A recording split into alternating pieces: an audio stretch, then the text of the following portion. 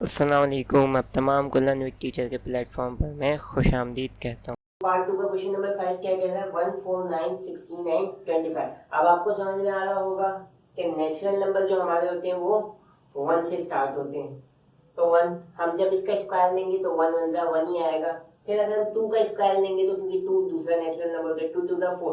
फिर इसी तरीके 3 का स्क्वायर लेंगे 9, 4 का स्क्वायर लेंगे 16, 5 का स्क्वायर लेंगे 25। तो सिंपल से हम क्या लिख देंगे, ई एक ऐसा सेट है जो z एंड z बिलोंग क्या करता है, बिलोंग को छोड़ दें क्योंकि हमने इस पे वही बात करनी है जो हमने दूसरे क्वेश्चन में करी थी, is a positive divisor of 12। तो हमने यहाँ पर भी z एंड z ऐसे नंबर है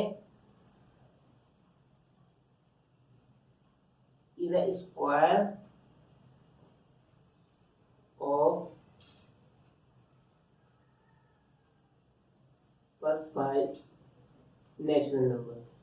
तो हमने ये वाली बात लिख देनी है। तो यहाँ पे ये क्वेश्चन हमारा कंप्लीट हो गया। फिर आ जाते हैं क्वेश्चन नंबर 6 पर। अब यहाँ पे क्या -1 -3 -5 और चल रहा है -7 -10 इनफाइनाइट तक है। फाइनाइट नहीं है, इनफाइनाइट तक है, लामहदूद है। तो ये कौन से नंबर होते हैं, ये हमारे होते हैं ऑड नंबर। तो सिंपल से हम लिख देंगे f एक ऐसा सेट है जो हमारा, हम यहाँ पर रिस्ट्रिक्शन देते हैं x and x belongs to odd number. किससे बिलोंग कर रहा है, ऑड नंबर। अब आगे हमने एक रिस्ट्रिक्शन दे देनी है। रिस्ट्रिक्शन क्या दे देनी है, x इज लेस देन 0। अब ऑड नंबर 0, छोटे 0 से कौन से होते हैं, -1, फिर -3, फिर -5, फिर -7, यानी इनफाइनाइट तक जाते रहेंगे। तो ये हमारा क्वेश्चन नंबर 6 भी कंप्लीट हो, ये पार्ट 2 हमारा कंप्लीट हो गया। क्वेश्चन नंबर 3 पर चलते हैं। क्वेश्चन नंबर 3 क्या कह रहा है, right any 5 example of anti set. अब हमने 5 एंटी सेट लिखने हैं, एग्जांपल लेनी है। अब आपकी मर्जी आप उसको किस तरीके से लेते हैं। तो दो मेथड्स बताए गए हैं, एक सेट बिल्डर फॉर्म और एक डिस्क्रिप्टिव फॉर्म। तो मैं सेट बिल्डर फॉर्म में पहला कोई सा लिखूंगा, ई सेट का मैंने उसको नाम दे दिया और यहाँ पे उसको कह दिया कि ये एक्स एंड एक्स है, बिलोंग करता है नेचुरल नंबर में। तो अब मैंने ये बात तो कह दी बिलोंग करता है नेचुरल नंबर में, तो मुझे क्या देना है, आगे एक रिस्ट्रिक्शन देनी है। रिस्ट्रिक्शन में क्या दे दूंगा, 2x + 1 = 2। क्योंकि अब देखिए क्या होगा, +1 वहां पे चले जाएगा तो 2 - 1 क्या हो जाएगा, +1 वहां पे जाके -1 हो जाएगा, 2 - 1 1, और ये 2 वहां पे 1/2। इसका आंसर क्या आएगा, x = 1/2। और नेचुरल नंबर में 1/2 तो होता नहीं है, तो सिंपल सी बात, क्या सेट बनेगा, एंटी सेट। अब इसकी दूसरी एग्जांपल की तरफ चलते हैं। उसको सेट बी का नाम दे दिया मैंने, और अब यहाँ पे मैंने इसको y belongs to y and y belongs to. अब मैं बिलोंग्स टू किसको दूंगा, प्राइम नंबर को।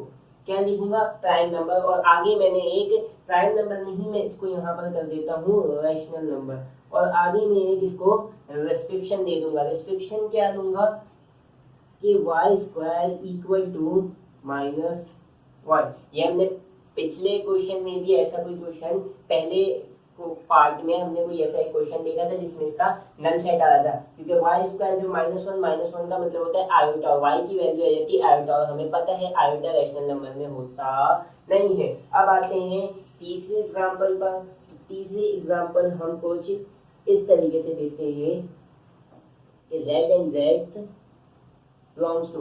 अब एंटी सेट्स की बात कर रहे हैं ना, तो मैं एंटी सेट्स की बात करूंगा तो अब मैं क्या कर दूंगा, नेगेटिव इंटीजर। क्या कर दूं, अब मैंने इस पे इंटीजर्स पॉजिटिव भी होते हैं, नेगेटिव भी होते हैं। मैंने रिस्ट्रिक्शन ऊपर नेगेटिव लगा दिया तो उसको देखने वाले को पता चल जाएगा कि ये कौन सा नेगेटिव है, इंटीजर्स, नेगेटिव इंटीजर्स है। ठीक है, अब नेगेटिव इंटीजर्स मैंने दे दिया, और यहाँ पे एक रिस्ट्रिक्शन लगा दूंगा। क्या रिस्ट्रिक्शन लगा दूंगा कि z ऐसा नंबर है जो z यहाँ पर मैंने पहले ही दे दिया। अब मैं यहाँ पे रिस्ट्रिक्शन लगा दूंगा नेगेटिव, और क्या कर दूंगा, ग्रेटर देन 0। अब z ग्रेटर देन 0 क्या होता है, 1 2 3 4 5 6। अब यहाँ पे मैंने बात की थी सिर्फ नेगेटिव इंटीजर्स आएंगे, क्या आएंगे, नेगेटिव इंटीजर्स में। अगर मैंने यहाँ पे आगे रिस्ट्रिक्शन दे दी z ग्रेटर देन 0, यानी अब उसने 1 2 3 4 पर जाएगा, पॉजिटिव इंटीजर्स की तरफ जाएगा, मगर यहाँ पे मैंने बोला था बिलोंग्स टू नेगेटिव इंटीजर्स, तो इस वजह से ये सेट क्या हो जाएगा, नल सेट, क्योंकि यहाँ पे जो रिस्ट्रिक्शन है वहाँ पे कोई नेगेटिव नंबर आ ही नहीं रहा, तो यहाँ पे कौन सा सेट आ जाएगा, नल सेट। अब लास्ट करते हैं चौथी, दिए तो 5 एग्जांपल्स की, मगर मैं 4 कराऊंगा और 5वीं आपने मुझे कमेंट सेक्शन में बतानी है। और अब हम यहाँ पर डी में क्या कर देंगे, एक लिख देंगे हम डिस्क्रिप्टिव फॉर्म में, हम सेट को डिनोट कर देंगे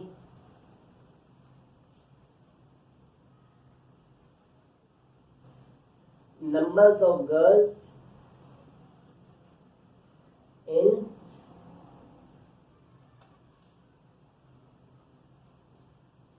बॉयज कॉलेज, यानी numbers of girl in boys college, यानी इस सेट में उन तमाम गर्ल्स का नाम होगा जो बॉयज कॉलेज में पढ़ती हैं, मगर बॉयज कॉलेज में तो सिर्फ बॉयज ही पढ़ते हैं, गर्ल्स पढ़ती नहीं है, तो यहाँ पर भी इस सेट को अगर हम टेबुलर फॉर्म में लेंगे तो क्या आएगा, एम्प्टी सेट। अब आपकी बारी है, मुझे कमेंट सेक्शन में 5वीं एग्जाम्पल देनी है एम्प्टी सेट की।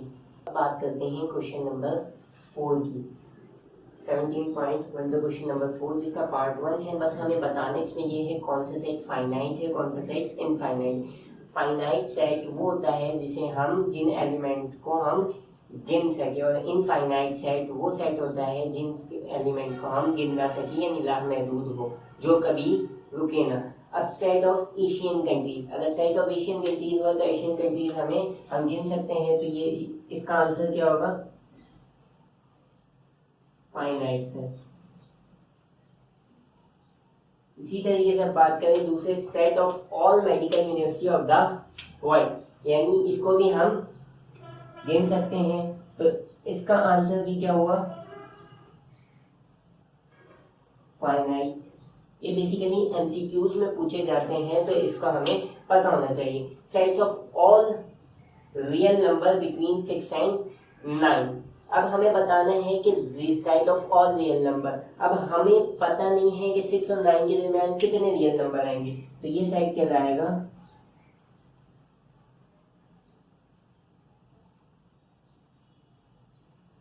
Infinite set.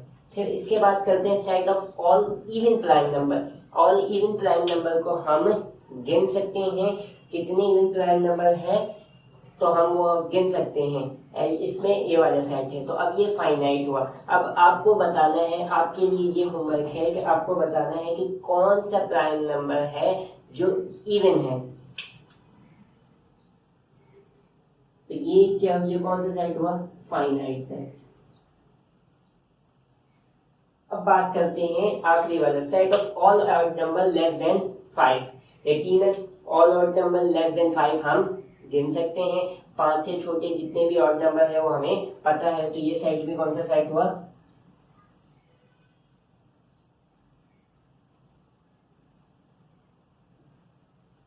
Finite set. यकीनन आपको वीडियो पसंद आई होगी, अगर वीडियो पसंद आए तो इस वीडियो को लाइक करें और अपने दोस्तों के साथ भी शेयर करें, और आज का कमेंट सेक्शन में ये बताना ना भूलें कि set of all the even prime number, कौन से इवन प्राइम नंबर है वो मुझे आप अब कमेंट सेक्शन में बताएं। करते हैं क्वेश्चन नंबर 5 की। क्वेश्चन नंबर 5 में हमने क्या करना है, क्वेश्चन नंबर 5 का पार्ट 2, पार्ट 1 आपने मुझे कमेंट सेक्शन में बताना है। तो पार्ट 2 में हमने बेसिकली क्या करना है, क्वेश्चन में करना क्या है, वो यकीन क्वेश्चन में है कि ऐसा है कि एक सेट हमें दे दिया गया है और कहा गया है कि उसका एक इक्विवेलेंट सेट बनाए, एक प्रॉपर सबसेट बनाए और 3 प्रॉपर सबसेट बनाए। ये तमाम बातें मैं अपनी पिछली वीडियोस में कर चुका हूँ। तो सबसे पहले बात करते हैं पार्ट 2 की। पार्ट 2 हमें कुछ इस तरीके से दे दिया गया है, q equal to q and q belongs to integer -2 less than equal to x and less than equal to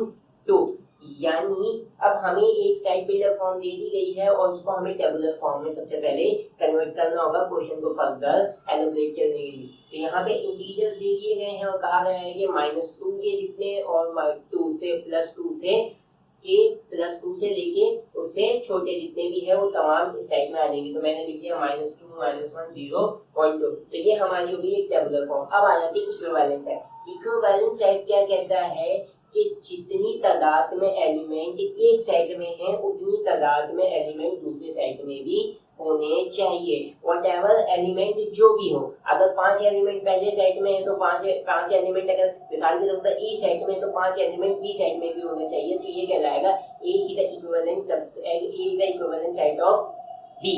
यानी ऑर्डर जितनी तादाद में एक सेट में एलिमेंट है उतनी तादाद में दूसरे सेट में भी एलिमेंट होने चाहिए, न उससे ज्यादा कम। एलिमेंट से हमें कोई रिस्ट्रिक्शन नहीं है। तो अब यहाँ पे -2 -1 0.2 है, 5 एलिमेंट है। तो इसका जब इक्विवेलेंट सेट निकालूंगा तो क्या बनेगा,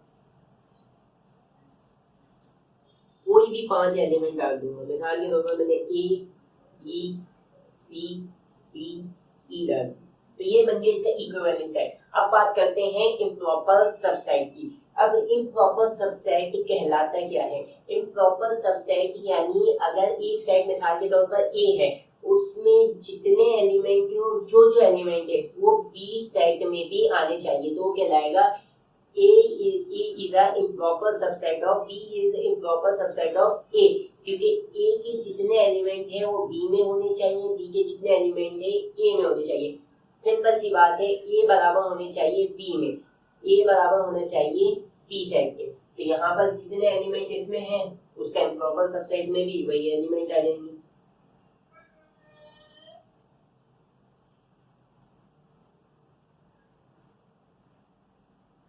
यानी -2 -1 0 1 2, तो ये कहलाता है इम्प्रॉपर सबसेट। अब प्रॉपर सबसेट की बात करते हैं। सबसेट क्या है? प्रॉपर सबसेट के बाद एक ही है। तो अब प्रॉपर सबसेट क्या कहता है कि जितने एलिमेंट इस वाले सेट में क्यू में, उतने ही एलिमेंट या उससे कम जितने एलिमेंट क्यू में है जितने एलिमेंट उसके दूसरे यानी उसके जो प्रॉपर सबसेट्स बनेंगे उसमें उसके कुछ एलिमेंट्स होने चाहिए। जरूरी नहीं है कि सारे के सारे हो, कुछ एलिमेंट होने चाहिए, मगर उससे ज्यादा भी नहीं होने चाहिए। मिसाल के तौर पर अगर यहाँ पे -2 -1 है तो इसका एक प्रॉपर सबसेट क्या बन जाएगा? -2 -1। बात समझ में आ गई? इसका प्रॉपर सबसेट क्या बन जाएगा? पहला -2 -1, तो मैं 0 1 भी ले सकता हूँ, बात एक ही है, मगर 3 नहीं लूंगा। क्यों?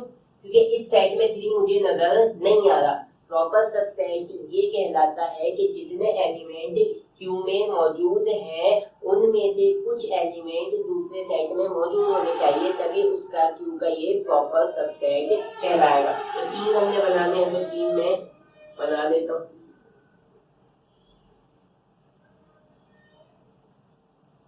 तो पहला बन जाएगा -2 -1, दूसरा बन जाएगा 0 1,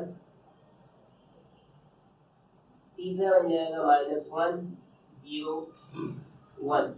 अब इन तमाम सेट्स में देखिए आपको किसी में भी ज्यादा एलिमेंट नजर नहीं आ रहा होगा। -2 -1 इसमें इंक्लूडेड था, 0 1 इसमें इंक्लूडेड था, -1 0 1 इसमें इंक्लूडेड था। तो ये कहलाएगा इसका प्रॉपर सबसेट।